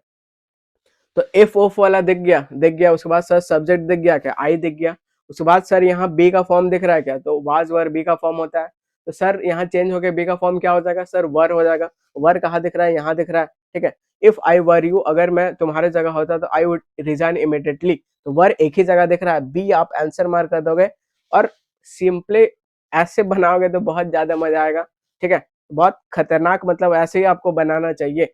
अगर यहाँ पे सर कोई मेन वर्ब होता तो मैं उसको क्या करता, बस सेकंड फॉर्म कर देता, ठीक है? तो अब मैं समझता हूँ कि ये आपको लाइफ भर के लिए याद हो जाएगा। अब मैंने क्या किया है, तो आपके लिए भाई प्रैक्टिस क्वेश्चन दे रखा है एमटीएस से रिलेटेड, सारा मतलब जो भी है पीवाईक्यू में आया हुआ है, ठीक है? तो आँख बंद करो, मैं स्लाइड चेंज कर रहा हूँ। तो ये आपको करना है, फिर ये करना है, एनडीए का भी मैंने डाल रखा है टॉप लेवल का, फिर एनडीए डाल रखा है। ये सब भाई यूज़ करो, सीजीएल डाल रखा है, ये सब यूज़ करो, ठीक है? तो 5 क्वेश्चन मैंने अराउंड आपको 6 क्वेश्चन दे दिया भाई, इससे ज़्यादा और क्या लोगे, ठीक है? अब हम लोग 47 नंबर क्वेश्चन जाते हैं। तो ये भाई पीडीएफ बहुत काम का चीज़ है और बिल्कुल आप बनाओ और मुझे फीडबैक दो कि आपको क्लास कैसा लग रहा है। आगे बढ़ते हैं। अब आपको क्या करना है, तो आपको इनडायरेक्ट में करना है, ठीक है? तो इनडायरेक्ट में करना है, बस टेंस को पकड़ के रहेंगे। तो इधर आप पढ़ोगे, तो आर्क्विस्ट डिक्लेयर्ड किया दैट क्या, तो unless the humidity controls were recapitulated the papyri could deteriorate beyond the सैवेज, ऐसे कुछ बोल रहा है, ठीक है? तो ये अब क्या है, तो ये यहाँ पे अनलेस से शुरू हो रहा है और इधर कुड ऐसे कुछ नजर आ रहा है, ठीक है? तो यहाँ पे वर ये नजर आ रहा है, तो ये वर है, तो ये प्रेजेंट में जाएगा। तो प्रेजेंट में एक यहाँ पे हुआ पड़ा है, ये नहीं है भाई, ये नहीं है और ये नहीं है, ठीक है? तो सीधा आप इस तरह आंसर मार्क कर सकते हो, ठीक है? बाकी इधर कुड ये नजर आ रहा है, तो ये अब यहाँ पे इसको तो एसएससी चेंज कर दी, लेकिन भाई कैन का भी तो कुड का कैन होना चाहिए, तो यहाँ पे कैन होना चाहिए, लेकिन कैन नहीं दिया है। और एसएससी बोल रही है कि कुड का मतलब दोनों में यूज होता है, प्रेजेंट में भी पॉसिबिलिटी दिखाने के लिए होता है, पास्ट में भी पॉसिबिलिटी दिखाने के लिए होता है। और इस तरह एसएससी जस्टिफाई कर रही है कि ए आंसर होगा, ठीक है? लेकिन ये थोड़ा कंडीशनल टाइप का लग रहा है, तो ज्यादा अप्रोप्रिएट मतलब ये होना चाहिए, ये एग्जैक्ट लग रहा है, ठीक है? बाकी एसएससी ए मान रही है, बाकी हम लोग इसको सही से जब क्लैरिटी मिलेगा तो हम लोग डिसाइड करेंगे, ठीक है? आगे बढ़ते हैं। नेक्स्ट 48 नंबर क्वेश्चन क्या है, तो 48 नंबर आपको डायरेक्ट से इनडायरेक्ट में जाना है, तो जाते हैं। They said we need more time, तो नीड यहाँ पे सर क्या है, तो प्रेजेंट टेंस है। तो जब प्रेजेंट टेंस क्या होगा, तो सिंपल पास्ट होगा, ठीक है? पास्ट होगा मतलब सेकंड फॉर्म चाहिए अपने को, ढूंढो सेकंड फॉर्म का है। एक यहाँ पे है, यहाँ नहीं है, एलिमिनेट हो जाएगा, ये नहीं है, ये है सेकंड फॉर्म। अब बताओ कि वी का वी ही रहेगा क्या, कि चेंज होके दे होगा? तो वेरी गुड, चेंज होके दे होगा, क्यों? तो वी आपका फर्स्ट पर्सन है, फर्स्ट पर्सन रिपोर्टिंग वर्ब के सब्जेक्ट के हिसाब से आता है। सब्जेक्ट यहाँ दे है, थर्ड पर्सन है, यहाँ पे दे बना हुआ है, तो ए आपका आंसर आ जाएगा। आगे बढ़ते हैं। 49th क्या है, तो चूज करना है आपको सही, ठीक है? और आपको डायरेक्ट में करना है, तो बढ़ते हैं भाई। तो the official said that only if the forms were submitted would, तो इधर आपका कंडीशनल वाला नजर आ रहा है, ठीक है? और कंडीशनल वाला में आपको रिटेन करना पड़ता है टेंस, टेंस चेंज नहीं होता है, ठीक है? तो टेंस चेंज नहीं होता, आपको एज इट इज ढूंढो कहाँ पे है, ठीक है? तो इधर the application would processed only if ऐसे करके दे रहा है, इधर only if the project submitted would application be processed. और इधर इफ द फॉर्म सबमिटेड, तो यहाँ इफ नहीं है, ये एलिमिनेट हो जाएगा, सबमिट ये भी एलिमिनेट हो जाएगा, ठीक है? अब ओनली इफ आएगा द एप्लीकेशन क्या आएगा, तो आपको एज इट इज रिटेन करना होता है, तो बी आपका आंसर आ जाएगा, ठीक है? तो खत्म क्वेश्चन, ऐसे ही आपको बनाना चाहिए। आगे बढ़ते हैं। अब लास्ट क्वेश्चन, इसका पीक्यूआरएस हो गया और बच्चा भाई पढ़ेगा, हम लोग सीधा मार्क करेंगे, आंसर निकालेंगे। तो भाई मैं पढ़ना शुरू करता हूँ। तो इधर आप देखोगे तो 2 है, 1 है, 3 है, 4 है, तो सीधा मैं ऑप्शन में आ जाता हूँ, ठीक है? तो ऑप्शन में आपको आना चाहिए। अब मैं लास्ट से शुरू करता हूँ, तो 4 से पढ़ना शुरू करो। The project is successfully completed with in the defined timeline. तो कुछ भी भाई, कुछ भी चीज, इवेंट सक्सेसफुल हो गया, प्रोजेक्ट सक्सेसफुल हो गया, ये सब सर हम लोग कब बोलते हैं? तो वेरी गुड भाई, बच्चा बच्चा बता देगा सर ये सब हम लोग लास्ट में बोलते हैं। तो ये आपका कंक्लूडिंग लाइन है। तो ये 4 आपका कंक्लूडिंग लाइन है, तो यहाँ पे 4 दिख रहा है, यहाँ पे 4 दिख रहा है। तो अगर ये कंक्लूडिंग लाइन है, तो ये सर स्टार्टिंग में नहीं आ सकता, तो ये एलिमिनेट हो जाएगा, ठीक है? उसके बाद आप अब पढ़ो, 3 पढ़ते हैं। The progress is evaluated based on the defined metric, तो कौन सा प्रोग्रेस अभी समझ नहीं आ रहा है, तो 3 एलिमिनेट हो जाएगा। तो ये एलिमिनेट हो गया, ये कंक्लूडिंग लाइन है, तो 2 आपका सीधा आंसर आ गया, ए आपका आंसर आ गया। बाकी आप 1 पढ़ो, the team reviews the project to ensure quality, और आप फिर 2 पढ़ो, तो 2 क्या है, और डिटेल टाइमलाइन। तो इधर भाई ए एन दिख रहा है, तो ए एन कुछ भी इंट्रोड्यूस करने के लिए होता है। जब ये दूसरा बार आएगा तो द लेके आएगा, तो ए और एन यहाँ पे आया हुआ है, तो बिल्कुल ये इंट्रोडक्टरी लाइन है, तो ए आपका आंसर आ जाएगा। आया मजा? तो भाई इसी तरह हम लोग पूरा ये शिफ्ट कंप्लीट कर चुके हैं। मैं आपको बोलना चाहता हूँ हैप्पी लर्निंग, और इस तरह बिल्कुल आप एंजॉय करते हुए पढ़ो। तो बिल्कुल कॉन्सेप्चुअली ऐसे अगर आप मतलब करते हो और बनाने का कोशिश करते हो, तो आपको बहुत मजा आएगा, ठीक है? जिस तरह मैथ्स में भाई कॉन्सेप्ट है, इंग्लिश में भी कॉन्सेप्ट लगता है, रीजनिंग लगता है, ठीक है? तो जहां तक अभी मेरा नॉलेज है, मैं आपको सारा सॉल्यूशन आपको करा के रहा हूँ। बाकी जैसे जैसे और क्लैरिटी आएगा, कुछ कुछ क्वेश्चन जैसे 50 में एक क्वेश्चन मतलब फंसने वाला दे दे रहा है, और जिसमें एसएस से भी कंफ्यूज है और टीचर को भी कंफ्यूज कर रहा है, ठीक है। तो ये भाई एक दो ऐसा रहेगा ही, तो इस पे बिल्कुल आपको नहीं जाना है। 50 में 49 48 क्वेश्चन बनाने लायक है, उसको आपको भागना है, ठीक है। तो नेगेटिव चीज के पीछे नहीं भागना है। तो इस तरह हम लोग बना लिए, और बाकी आप कमेंट सेक्शन में बताओ, फीडबैक बताओ, क्या बेस्ट लग रहा है वो बताओ, क्या नहीं सही लग रहा है वो बताओ, क्या और अच्छा करना चाहिए वो बताओ, क्योंकि मैं मतलब आपका फीडबैक मेरे लिए इंपॉर्टेंट है, क्योंकि मैं कॉन्स्टेंटली अपने आप को इवॉल्व कर रहा हूँ और अपडेट कर रहा हूँ, अपग्रेड कर रहा हूँ, ठीक है। Till then take care and bye bye, और मिलते हैं नेक्स्ट शिफ्ट में, ठीक है। Take care.